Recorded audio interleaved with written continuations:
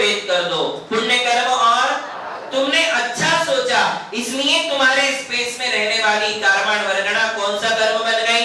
पुण्य कर्म। एक बात और ध्यान रखो कि तुम्हारे स्पेस में जितनी कार्बन वर्गणाएं हैं वो सबकी सब कर्म बनने वाली अनंत अनंत कार्बन वर्गणाएं हैं। तुम जब यहाँ से उठकर चले जाओगे, अब क्या होगा? तुमने सोचा मंदिर जाना है और कार्बन वर्गणा क्या बन गई?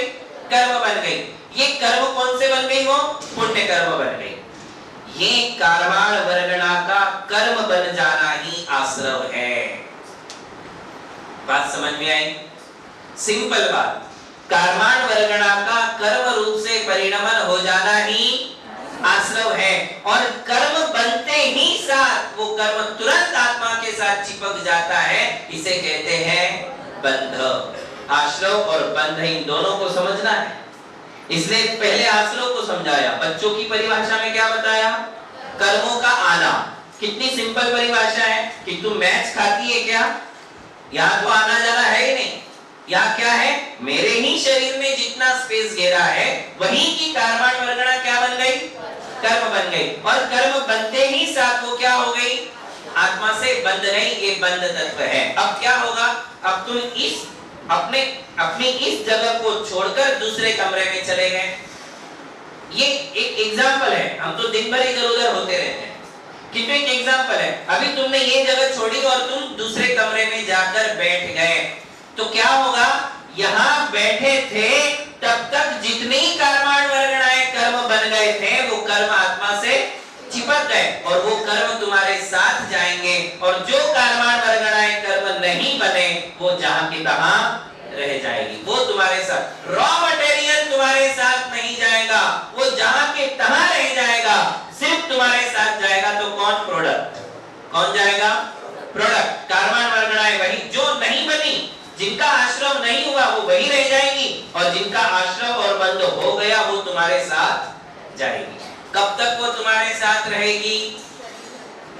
कब तक रहेगी? देखिए, अब इस विषय पर विचार करें। आश्रव हुआ, बंध हो गया। ये नियम है कि आश्रव यदि हुआ है तो बंध होगा ही होगा। ये बात ध्यान रखना। जो कार्बन वर्गणा कर्म बन गई वो कर्म तुम्हारे आत्मा से बंधेगा ही बंधेगा, वो तुम्हें छोड़ेगा। इसलिए आश्रव होगा तो बंध होगा ही होगा। अब बंध हो गया तो वो तुम्हारे आत्मा के साथ रहेगा। कितने दिन रहेगा? जब तक वो कर्म तुम्हें उसका फल नहीं चखा देगा तब तक वो तुम्हारे साथ रहेगा। तुमने सोचा था मंदिर जाना है, तुम मंदिर नहीं जा पाए, किंतु सोचने मात्र से जो पुण्य कर्म हो गया, अब वो पुण्य कर्म जब तक तुम्हें मीठा फल नहीं देगा तब तक वो जाने वाला। हम पुण्य की बात बता रहे हैं, ऐसे पाप का भी सोचिए, ऐसे पाप का भी सोचिए।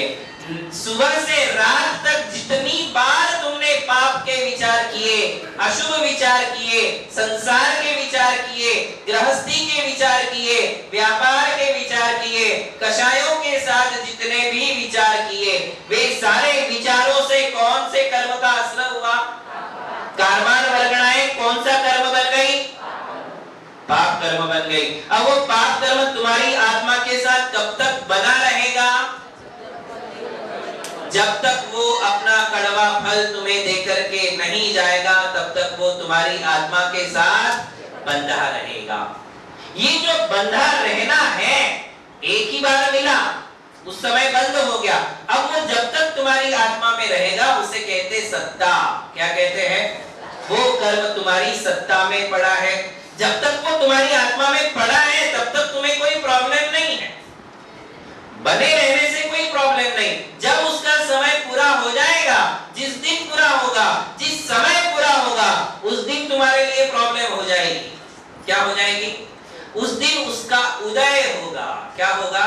देखिए, शब्दों को अलग अलग करिए। ये शब्द तुमने कई बार सुने हैं किंतु इन पर विचार नहीं किया। कहां से कहां है हम? देखो, कर्म का आश्रय हुआ। किसके कारण हुआ? मन से, वचन से और मन से सोचा, वचन से बोला, शरीर से हलन चलन की। इन तीनों के कारण क्या हुआ? कार्बन वर्गणाएं क्या बन गई? कर्म बन गया। कार्बन वर्गणाएं क्या है? Raw material. किसका रॉ मटेरियल? कर्म का, और कर्म क्या है? प्रोडक्ट। वो कर्म बना, ये क्या हो गया? आश्रव। और वो कर्म बन करके तुम्हारी आत्मा के साथ ऐसे मिल गया जैसे दूध और पानी। हमने पढ़ा था, जो पय और पानी, जैसे दूध और पानी एक दूसरे में मिल जाते हैं, तो दूध और पानी के समान। इसे क्या कहेंगे? बंध। अब वो बंध हो गया, कब तक तुम्हारी आत्मा में रहेगा? तो कहेंगे जब तक उसका उदय नहीं आता। क्या नहीं आता? क्या नहीं आएगा? जब तक उदय नहीं आएगा तब तक वो कहाँ रहेगा? तुम्हारी आत्मा में। और जो बना रहेगा उसे हम कहेंगे सत्ता। क्या कहेंगे? तो देखो, कर्मों का आश्रव, कर्मों का बंध, कर्मों की सत्ता, कर्मों का उदय, 4 बातें हमने सीखी। ध्यान में आई आपके लिए? मुझे लगता है कि सबको ध्यान में आई होगी, इतनी सिंपल वे में बताया है। उदय का मतलब है कि जिस दिन कर्म का समय पूरा होगा, उसमें कई सारी बातें हैं, किंतु वो मैं आपके लिए नहीं बताऊंगा कि कब उदय में आता है। कर्म कभी भी उदय में आ सकता है। जब तुमने कर्म किया था, मतलब जब तुमने सोचा था, बोला था, हलन चलन किया था, कषाय की थी, मारा था, गाली दी थी, अभिषेक किया था, पूजन किया था, आहार दान दिया था, विहार कराया था, सेवाएं दी थी, तीर्थ यात्रा की थी, तब तुम्हारे लिए जो पुण्य कर्म बंधा था, आश्रम और बंध हुआ था, वो कर्म जो है जिस समय बंधता है उसी समय निश्चित हो जाता है कि वो तुम्हारे साथ कितने दिन रुकेगा। ये तय करने वाला कोई नहीं है इस दुनिया में। कर्मों का अकाउंट रखने वाला कोई अकाउंटेंट नहीं, इनका कोई नियंता नहीं, इनका कोई मैनेजर नहीं, सब कुछ ऑटोमेटिक। सोचिए, तीनों लोक को, अनादि अनंत जीवों को चलाने वाला ये कर्म, किंतु ऑटोमेटिक। एक कंपनी चलाना है तो एक कंपनी चलाने के लिए कम से कम 20 लोगों का स्टाफ चाहिए, चाहिए कि नहीं? पेपर वर्क करने वाले अलग, अकाउंटेंट संभालने वाले अलग, मार्केटिंग करने वाले अलग, उसके बाद सीए अलग जो तुम्हारे पूरा ध्यान रखता है, मालिक अलग, ओनर अलग, 20 लोगों का स्टाफ बनेगा तो एक कंपनी चलेगी। और ये कर्मों का तो सोचो, कितने सारे कर्म हैं, असंख्यात कर्म हैं, और इन सारे कर्मों को देखने वाला कोई मैनेजर नहीं, सब कुछ ऑटोमेटिक, अपने आप सब कुछ चल रहा है। बात समझ में आई? तो ये कर्म है। हमने सोचा क्या है आज तक? कुछ नहीं सोचा। हम जीवन भर में केवल यही गिनते रह जाते कि कितनी साड़ियां आई, कितनी गई, कितने मेहमान आए, कितने गए, कितने लोगों से मिले, कितने लोगों से दूर हुए, कितनी इनकम हुई, कितनी नहीं हुई, कितना घाटा हुआ, ये गिनती में तो तुम्हारा जीवन चला जाता है। कभी ये सोचा कितने कर्मों का आश्रय हुआ, कितनों का बंध हुआ, कितनों के उदय हुए? ये हम कभी नहीं सोचते, जो कि हर पल हमारे साथ हो रहा है।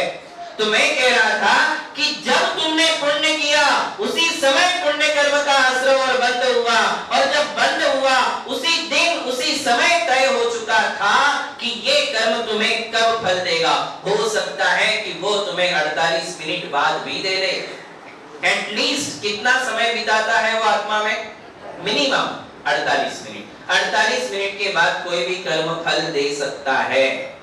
आई बात समझ में? जैनों का कर्म सिद्धांत बड़ा विशाल है, उसमें से चुनी हुई बातें मैं आपको बता रहा हूं जो आपके समझ में आ सकती है। वो बातें कम से कम कितने मिनट लेगा वो आत्मा में? 48। उसे कहते हैं एक अंतर्मूर्त। इतनी देर तक तो वो कोई फल नहीं देगा, किंतु जैसे ही अंतर्मूर्त हुआ अब वो कर्म कभी भी फल दे सकता है। तो कैसे?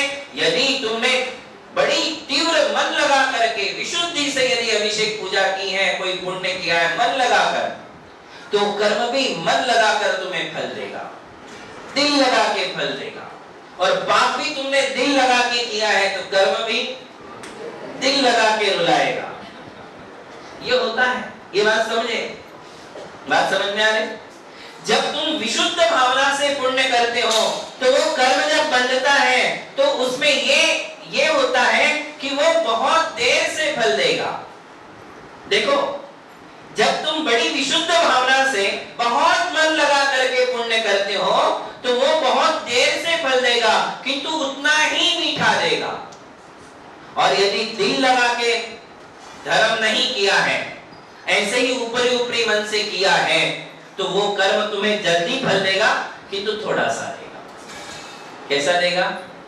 थोड़ा सा देगा। तो दो बात तय कर लीजिए कि जब कर्म बंधता है उसी समय ये तय हो जाता है कि कब फल देगा और कितना मीठा देगा या कितना कड़वा देगा। ये उसी समय। भाई साहब सो रहे हैं, बड़ा मस्त विषय चल रहा है, लोरी है, नींद आने जैसा सब्जेक्ट है, गोली नहीं लेनी पड़ेगी नींद की, इतना बढ़िया है। बात समझ में आ रही? क्या कहा कि जब तुम कर्म करते हो, हमें ये सुनने में भी थोड़ी सी तकलीफ होती है कि तू जब भोगनी पड़ती है तब उससे ज्यादा तकलीफ होती है। क्या होती है? इससे ज्यादा। इसलिए इसे समझ लो, इसे समझ के स्वीकार करो और जीवन में परिवर्तन लाओ। तो ये कर्म आश्रय हुआ, बंद हुआ, और उस समय तुमने अच्छा बोला था, अच्छा किया था, अच्छा सोचा था तो पुण्य कर्म बंधा, और तुमने गलत काम किए थे, गलत सोचा था, गलत बोला था तो पाप कर्म आए। और जब ये पुण्य और पाप आए उसी समय तय हुआ कि मैं कब फल दूंगा। कर्म कभी भी फल दे सकते, एक अंतर्मुहूर्त के बाद, 6 महीने बाद, 1 साल बाद, 3 साल बाद, 30 साल बाद, 100 साल बाद, 1000 साल बाद, 10,000 साल बाद। कर्म ये नहीं सोचते कि तुम जीने वाले हो कि मरने वाले हो, तुम कौन सी गति में रहोगे, तुम जहां रहोगे वहां तुम्हें फल देगा। आई बात समझ में? जहां जाओगे वहां तुम्हें फल देगा। वो ये थोड़ी सोचता है कि तुम्हारी ये आयु खत्म हो जाएगी तो कहां दूंगा। उसे टेंशन नहीं, उसे पता है तुम संसार में ही हो, तुम कोई सिद्ध बनने वाले नहीं हो, उसे कोई टेंशन नहीं हो। तुम जहां रहोगे वहां तुम्हें फल देगा।